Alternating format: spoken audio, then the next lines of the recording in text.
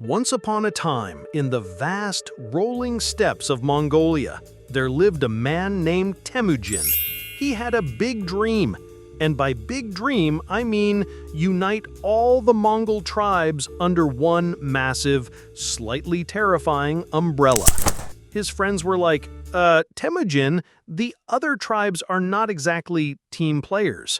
But Temujin just laughed. He laughed like someone who had horses, swords, and probably a plan.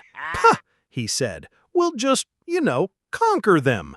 And so, the legend of Genghis Khan began, which, by the way, is not a name he was born with. He got that title later, because apparently, Genghis sounded much cooler than Temujin, son of Yesugei.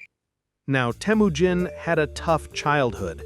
His dad got poisoned, tragic. His family got kicked out of the clan, also tragic. And his mom was basically like, survive, kid, and maybe find a better haircut. But Temujin survived, and he learned the most important thing a future conqueror can learn. Never underestimate your enemies, and always keep a horse handy. By the time Temujin grew up, he had a small gang of loyal followers. They were a motley crew, warriors, strategists, and that one guy who always suggested, maybe we can just, negotiate? And every time that guy spoke, Temujin would shake his head and go, negotiation is for people who don't want to conquer half the known world. So, step 1, unite the Mongol tribes. Step 2, terrorize everyone else. Step 3, profit? Maybe. Temujin's first big move was to defeat his rival clans one by one. And when I say one by one, I mean the speed at which he moved was so fast that people were like, wait, did the wind just invade us? Or was that Temujin?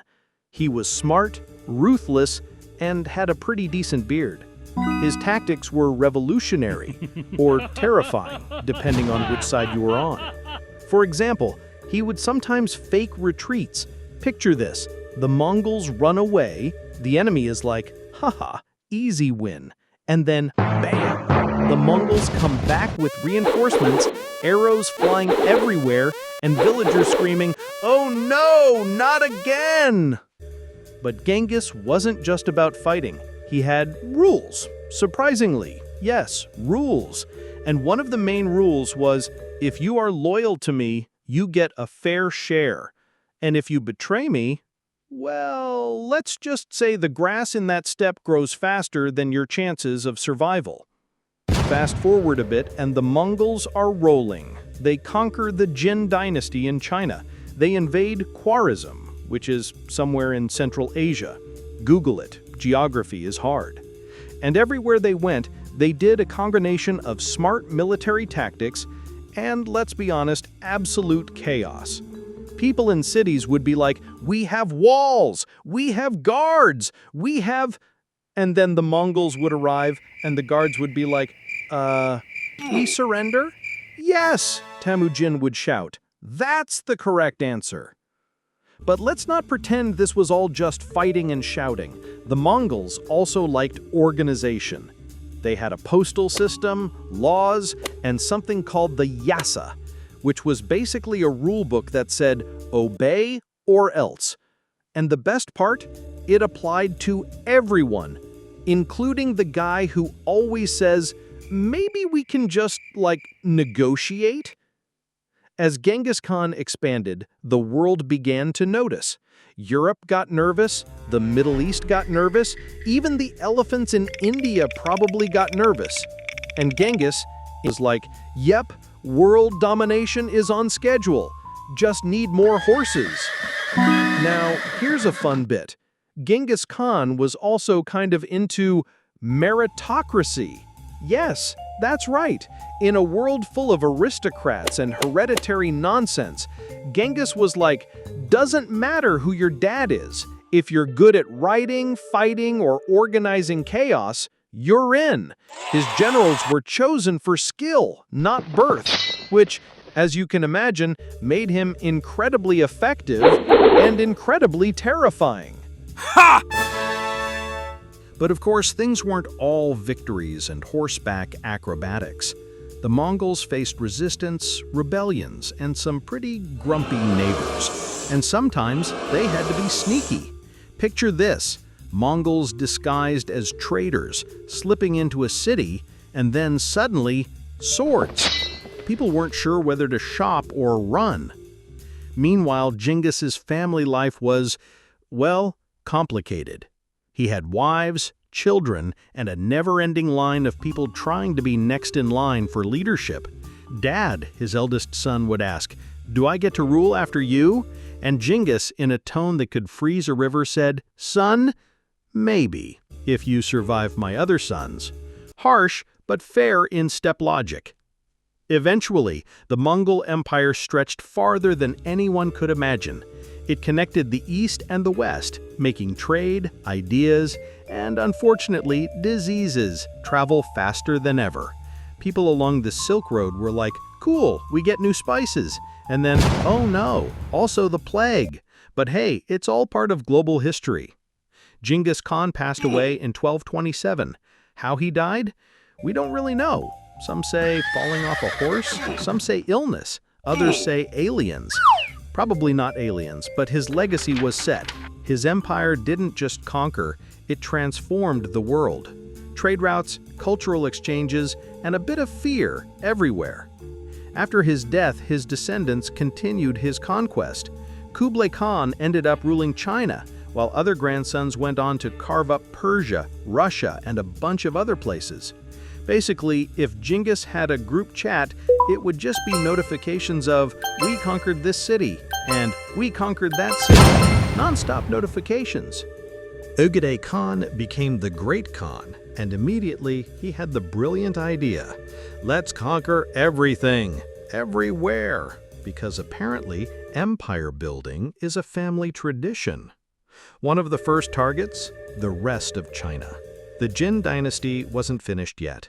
Cities like Kaifeng were fortified with walls, moats, and panicked citizens. But the Mongols had something the Jin didn't: engineering wizards from conquered lands. They borrowed siege tech from Chinese engineers, brought in catapults, battering rams, and sometimes just big logs with pointy sticks on the end. Picture a medieval version of a DIY disaster kit. During one siege, the Mongols surrounded the city, shouting, "Surrender and live! Resist, and, well, good luck." Citizens inside argued about surrender. But we have walls. Yeah, but horses can jump walls now? What? Meanwhile, Mongol arrows started raining like confetti at a terrifying, violent parade. Eventually, Kaifeng surrendered. The Mongols, true to their style, let some people live, mainly those who promised to pay tribute and stop whining. Meanwhile, in Persia, Hulagu Khan, another grandson, was doing his thing. The Abbasid Caliphate in Baghdad thought, "Hey, Mongols are far away, we're safe, right?" Wrong. Hulagu rolled in with an army that could make clouds of dust feel like an apocalypse. Baghdad fell in 1258. Historians later described it as utter chaos. But really, it was more like, everything is on fire, people are screaming, books are flying everywhere, cats are definitely running away, and also, the Caliph is dead. The Silk. Let's not forget Kiev and Rus. The Mongols didn't mess around there either. In 1237, Batu Khan, Genghis's grandson, led an army into the Russian principalities. Cities like Ryazan, Moscow, and Kiev were like, wait, who invited them? And then the Mongols arrived, and it went badly. Very badly. The Russians quickly learned that Mongol rule was not something you wanted to negotiate with, unless you enjoy losing. Meanwhile, everyday life in the empire was weird. A farmer in China might wake up, check his fields, and see Mongol soldiers politely asking for food. "Please give us some grain, or we might destroy your village." Very polite, very threatening. Meanwhile, merchants in Samarkand were like, finally, roads that are safe, but also terrifyingly patrolled by guys with bows. It was a mix of prosperity, fear, and sheer unpredictability. And the Mongols didn't just conquer, they absorbed. Engineers, doctors, scholars, map makers, even cooks were all welcomed, as long as they didn't annoy anyone. They adopted Chinese administrative techniques, Persian bureaucracy, and sometimes even local religions. Imagine a Mongol general with a bow in one hand and a Chinese scroll in the other thinking, yes, this will work. Somehow. Hulagu in the Middle East and Kublai in China both had fun with cities. Kublai founded the Yuan dynasty, making Beijing, then called Kanbalik, the new capital. And yes, it was flashy. Palaces, bureaucracies, and very confusing roads that made visitors wonder, wait, where am I? And why is everything made of gold? Meanwhile, Hulagu rebuilt parts of Persia, but also left a trail of chaos. It's like renovating, but slightly more explosive. Through all this, the Mongols maintained their signature style: fast-moving cavalry, smart generals, terrifying psychological warfare, and brutal efficiency. Enemy armies crushed, cities destroyed or terrified into submission. Merchants mostly protected, historians fascinated, citizens traumatized but slightly richer thanks to the Silk Road boom. By the late 13th century, the empire had split into khanates: the Golden Horde in Russia, the Ilkhanate in Persia, the Chagatai Khanate in Central Asia, and the Yuan dynasty in China. Each ruled by descendants of Genghis Khan, each with slightly different priorities. Some liked trade, some liked killing, some liked paperwork, some liked all three. But the Mongol legacy was undeniable. They reshaped the world. Roads connected continents, cities exchanged ideas, armies learned new strategies, and everyone learned to fear a man on a horse with an arrow and an inexplicable amount of discipline. Thanks for your view.